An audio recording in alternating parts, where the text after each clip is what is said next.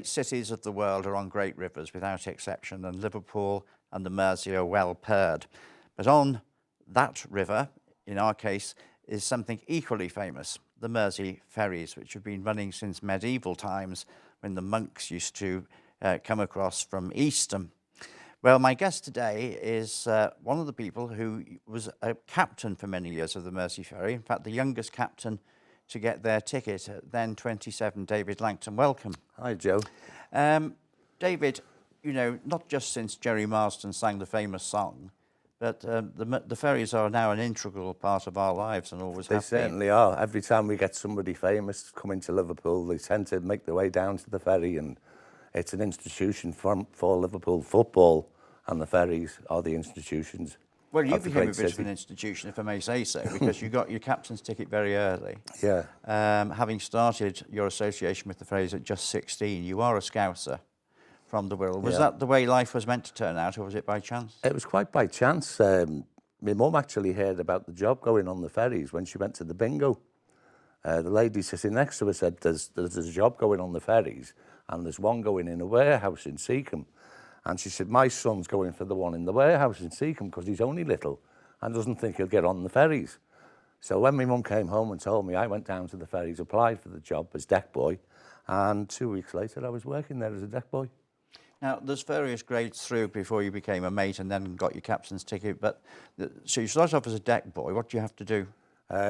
Basically, you tie in the boat, the ropes up on the deck. And are you on the ship? Or you're actually on the boat, right, yeah. Okay. And you're tidying up and you're looking after the captain's cup of tea and taking tea up to the bridge and stuff like that, you know. Then when I was 18, I went on Liverpool stage for a year, tying the boats up on the landing stage, yeah. Right. And then at 19, I went back on the boat as a deckhand and studied for a mate's ticket. And I got a mate's ticket at the age of 20.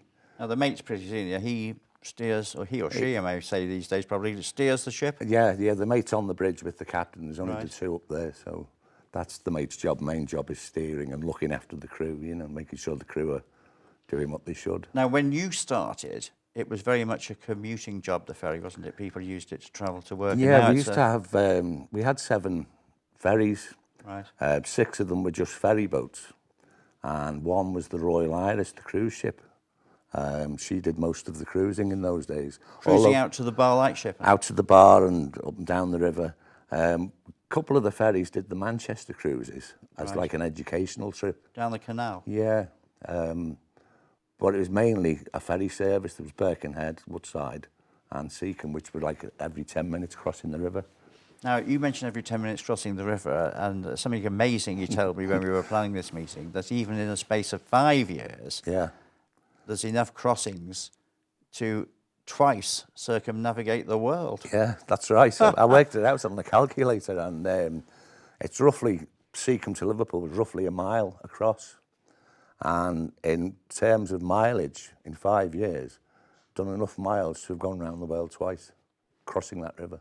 That's incredible. Yeah. And of course, the river's a strange phenomenon. It's sort of bottlenecked. And a lot of people don't know this, but the River Mersey is only about 20 metres deep. Yeah. Which means, which is why the water gets so rough, because it's like shaking a saucer of milk. So even on that small crossing, you've seen some mighty waves. Certainly have. Seacombe's gets the worst weather because it's the narrowest part of the river. So you've got a wide expanse of water further south, trying to get through a narrow part to go out, and that's when it whips it up. And the worst combination is nor'wester, is it? Nor'westerly against the ebb tide, a strong ebb tide, and that's when you get the big rolling waves. You know, it's quite hairy. Do you ever have any cancelled crossings, or do you always manage to? I mean, talking about berthing, you know.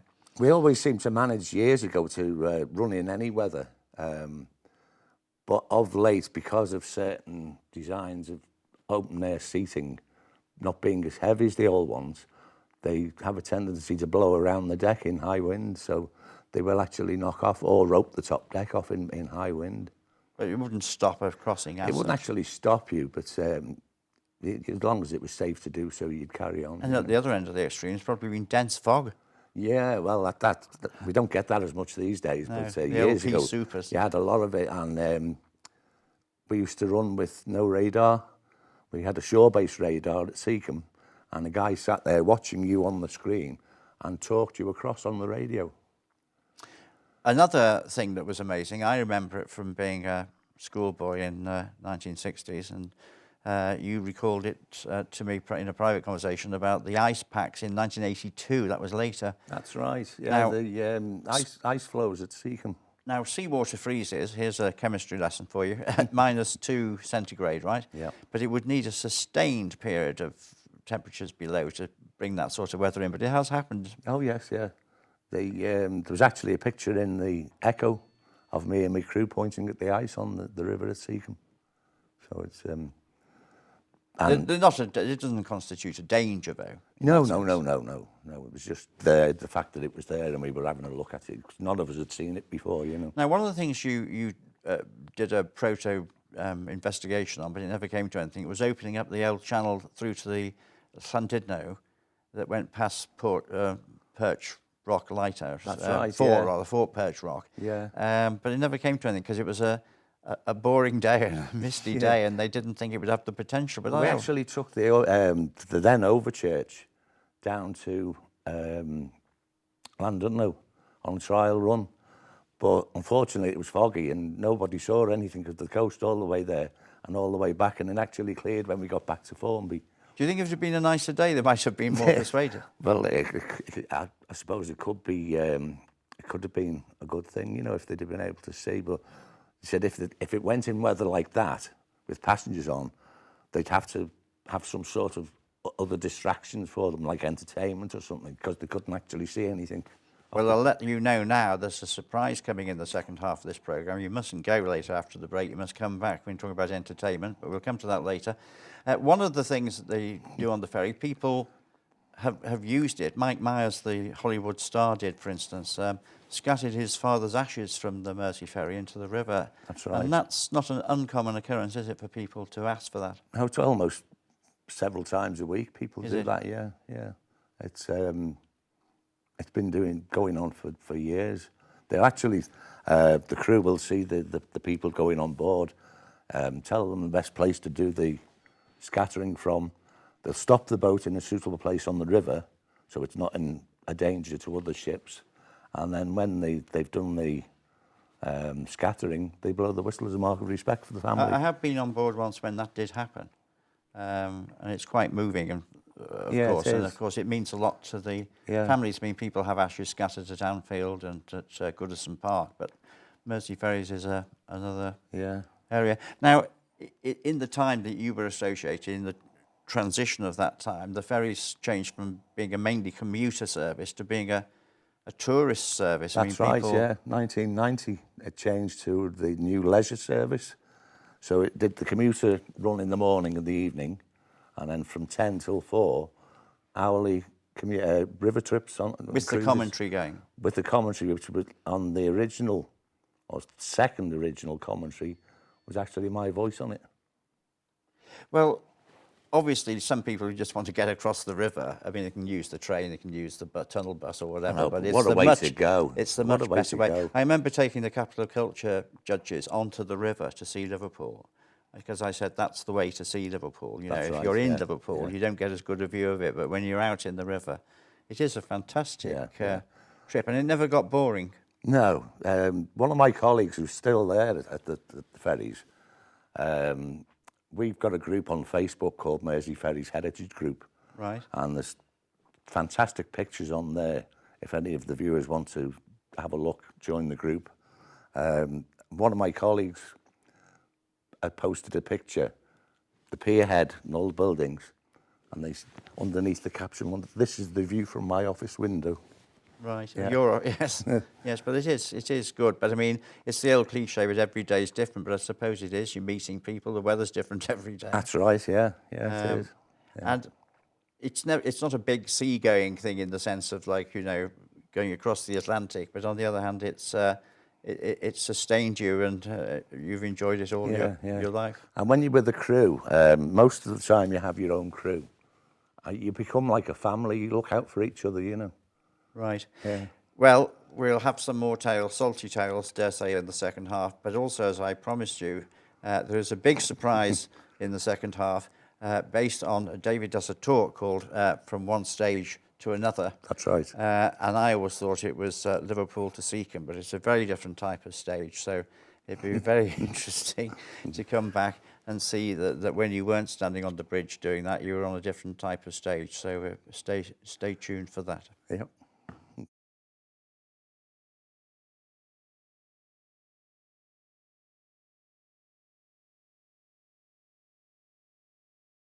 Welcome back. My guest today is David Langton, a long-time captain of Mersey ferries, and I did give you the intriguing hint earlier that it was going to be an interesting surprise in the second half, because David does this talk from one stage to another. Obviously, one of those stages is the landing stage and the Seacombe stage, but the other stage, and I didn't realise this until he told me, is that by night at Christmas tide, he, for many years, was a pantomime day. That's right, yeah. There's a bit of a contrast. It's different type of uniform altogether, you know. Been in all the major pantos, mostly in amateur productions, playing Ugly Sisters in Cinderella and Dame Trot in another panto, and Widow Twankey in Aladdin. And So in parallel with your seagoing career, marine career, you did amateur dramatics anyway, did you? yes, yeah, that was a hobby. I used to do it on my time off, and then when we had the show booked, I used to book a week's holiday to do the show. For the So you week. couldn't do both in a day. No, no. But you take your holidays at Christmas and do Take the the panto. show dates off. And these were mainly Wirral, were they? Yes, most of them in the little theatre in Birkenhead. I've done a couple in the Floral in New Brighton, and I actually did a week on the North Pier in Blackpool 2 years ago, which was a nice surprise. Now, there's all sorts of dames. There's Dame Edna, who I always think, who isn't a panto dame, of course, but I always think is, I believe in Dame Edna, you know. Yes, I always think yes. absolutely real Dame Edna. And then there's the sort of Danny LaRue, rather camp dame of yesteryear. And then there's the very masculine, sort of grumpy, couldn't be anything but a man sort of dame, an outrage, like a grotesque sort of thing. Where did you pitch it? I sort of pitched it between the grotesque and the camp. Right.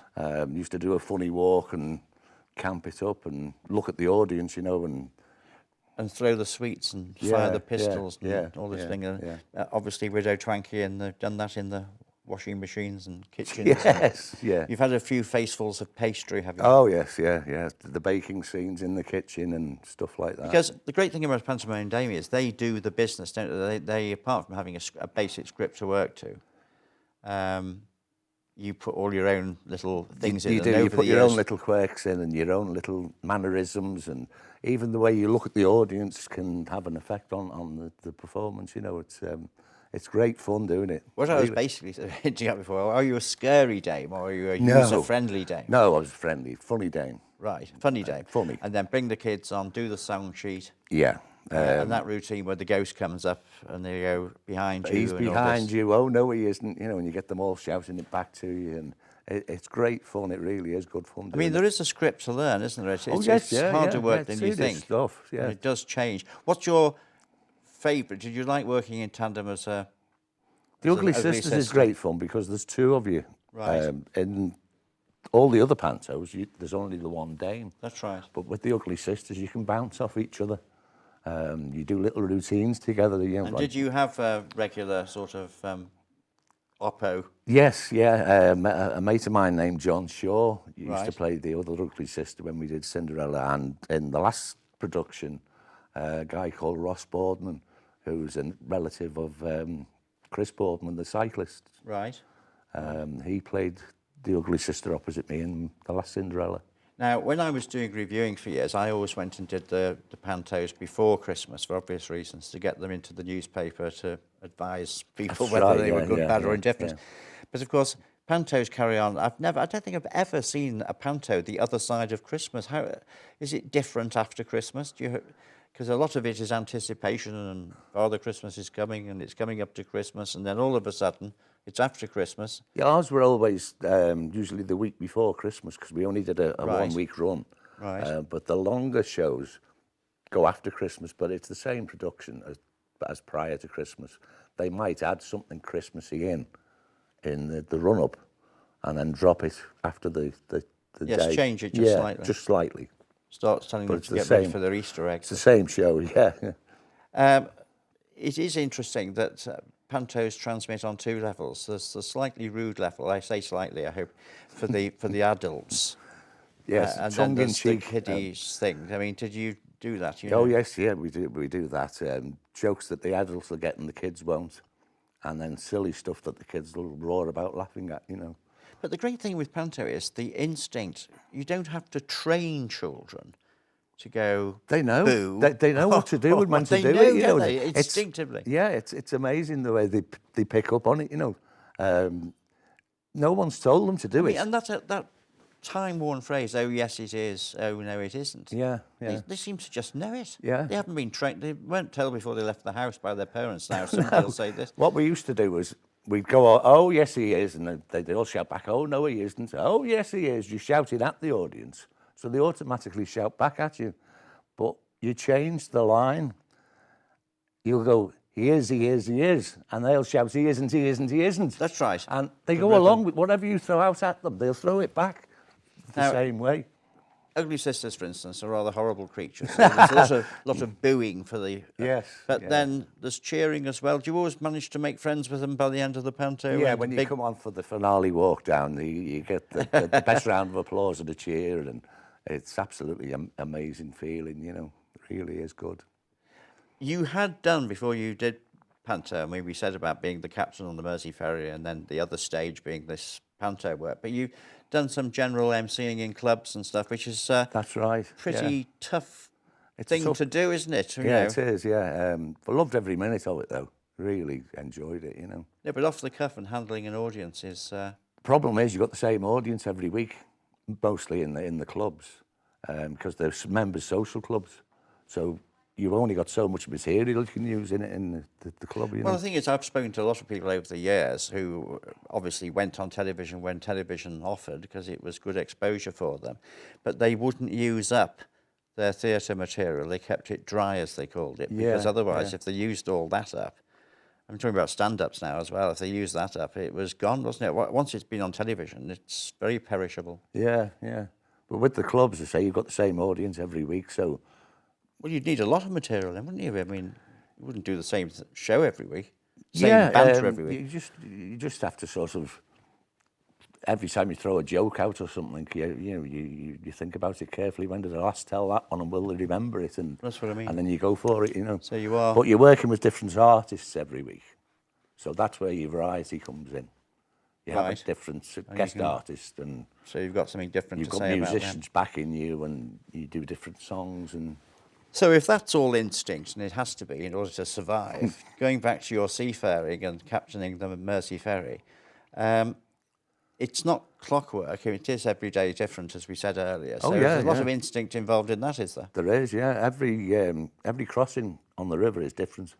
You never do two crossings in one day the same.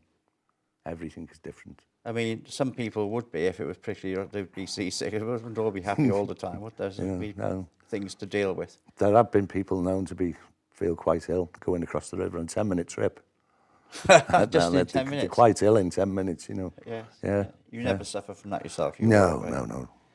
Do you have a particular, you tendered as a tender to when the QE2 came in, didn't you? The first time she came up the river in 1990, we were on the passenger tender, and the captain, then captain of the QE2, Captain Woodall, went ashore to go to a function.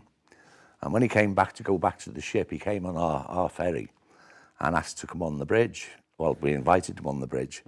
And he said, "Thank you very much for everything you've done for us today, gentlemen. I admire your seamanship. I wouldn't do your job for a gold clock." That's what he What do you said think to he us. meant by that? I mean, is it quite... It's quite tough tricky? work. It's tricky, very tricky doing This it. is tendering, this is taking passengers, although they can berth now, this is in the days when it took passengers by tender from the ship to the shore, to the and shore. back. Yeah. And the passengers would get into the tender at normal level, or would have to come down ropes or rope ladders? Or... No, we used to go alongside. They have shell doors in the hull of the Yeah, ship. that's right. And they'd open a couple of the shell doors, and they have sets of bollards inside some of them. So we would tie up to those. Right. And then put a gangway out in the other shell door, one of our roll-on, roll-off gangways. Do you ever get sentimental about this? I know you've retired now, but I mean, do you often think, oh, I wouldn't mind going back and doing a day or two? Yeah, I go down every now and then and do a trip on the boat. Our group on Facebook regularly meets up and go over to Liverpool to the museum, but we always meet on the ferry. And I usually go up and see the lads and keep my hand in and have a little stay, you know. Very good. And did you go for the recent big thing in the river with the Three Queens to go and see it? I went and saw them come in, yeah, what an amazing sight that was. Was that from Wirral looking? I was actually on the top of the town hall steps in Wallasey, so we were looking down on the river. Right. Amazing sight to see them go past, fabulous.